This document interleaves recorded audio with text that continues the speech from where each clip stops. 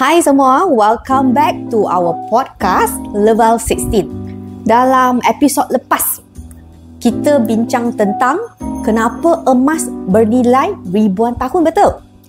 Topik hari ini adalah bagaimana emas dan wang berkaitan rapat dan kenapa dia pernah jadi asas kewangan dunia. Okey, saya nak tanya, sebelum ada wang kertas tu, macam mana manusia kita berdagang? Ramai yang nak tahu juga kan? Okey, hari ini kita ceritakan. Dulu-dulu orang guna sistem barter. Pernah dengar tak? Dulu kita sekolah kan, cikgu ada ajar sistem barter. Sistem barter itu apa? Tukar barang. Maksudnya dulu kita tak ada duit kertas. Kita ambil barang A tukar dengan barang B. Macam tu je. Tapi sistem ni susah. Contohlah, mana mungkin kan kita tukar satu kambing dengan satu genggam garam? Tak adil, betul tak? Di sinilah emas digunakan sebagai medium pertukaran sebab semua orang percaya dengan nilai dia. Oh, so bila emas ni mula jadi wang rasmi, Ji? Sekitar 600 sebelum Masihi di Lydia. Sekarang kita panggil Turki lah. Emas digunakan untuk buatkan duit shilling pertama. Dari situlah kerajaan semua ikut sebab emas mudah dikenali, mudah dibawa dan nilainya stable.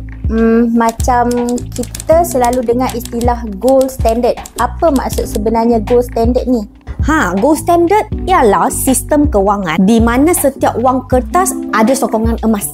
Contohnya, $1 dulu boleh ditukar terus dengan jumlahnya tertentu. Sistem ini buat semua orang percaya dengan wang kertas sebab ada backup emas di belakang. Tapi sekarang orang dah tak buat macam tu kan? Wang kertas dah tak boleh tukar dengan emas, betul tak? Ya, betul. Pada tahun 1971, Presiden American dah hentikan gold standard. Sejak itu, wang jadi fiat currency. Nilainya bergantung pada kepercayaan terhadap kerajaan, tapi bukan emas lagi.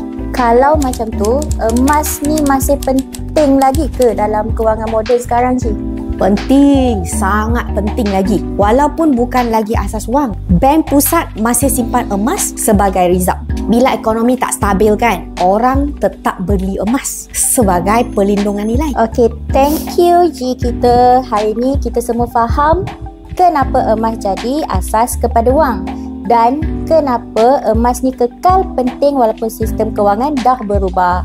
Dalam episod seterusnya, kita akan bincang lagi topik yang ramai tunggu. Adakah emas pelaburan terbaik berbanding saham, hartanah dan kripto? Itu soalan besar dan jawapannya akan mengejutkan semua. Okey, korang jangan lupa subscribe dan kita jumpa lagi di episod seterusnya. Bye-bye. Bye.